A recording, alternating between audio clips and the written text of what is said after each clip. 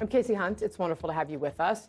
The man charged with killing United Healthcare CEO Brian Thompson could be extradited to New York as soon as today. Just hours from now, Luigi Mangione is expected to appear in a Pennsylvania courtroom. He was indicted Tuesday by a Manhattan grand jury on 11 charges, including first-degree murder as an act of terrorism. A potential challenge for prosecutors, the outpouring of support for Mangione and how that could impact jury selection. We have a voir process in place.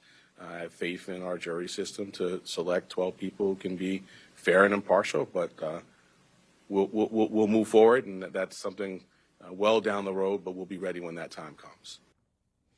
All right. Retired NYPD officer Jillian Snider joins us now. Jillian, good morning. Thanks very much for being here. When we last saw Luigi Mangione on camera, he clearly was angry as he was being taken, past the cameras. We will be seeing him apparently here for this courtroom in this courtroom in Pennsylvania. There's this question about when and whether he'll end up in New York, how quickly that may happen. What are the challenges for police throughout this as they have to move him around, especially considering the way there has been there's been a lot of public support for him? Good morning, Kasie. Thanks for having me.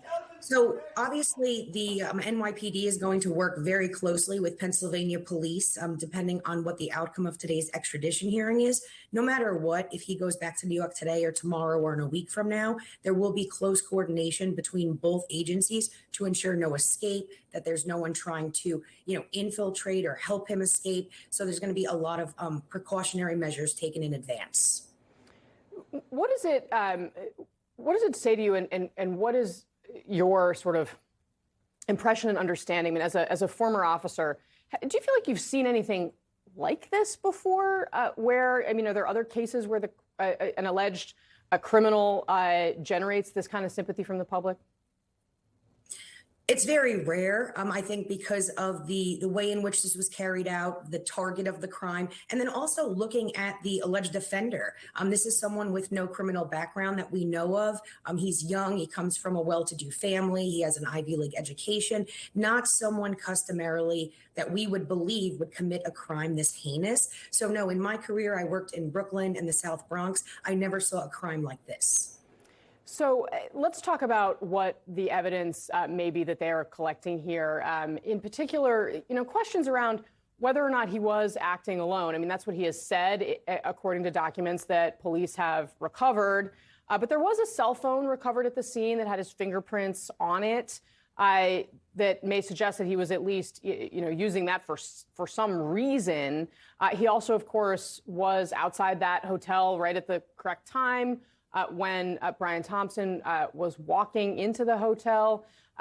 Is there any suggestion to you here that he may have been working with others?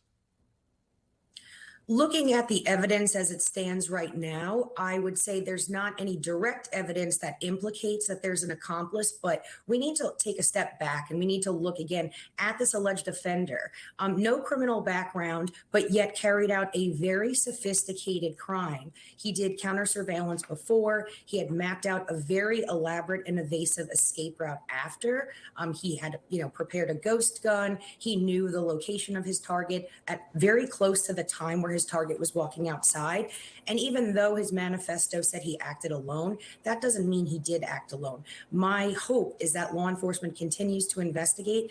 We have seen video surveillance of Mangione on the phone very shortly before he committed this crime, which would lead investigators to believe he was communicating with someone who could be involved.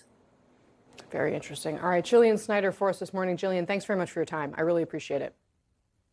Thanks, Kasie. All right, let's turn now to this story. The Federal Reserve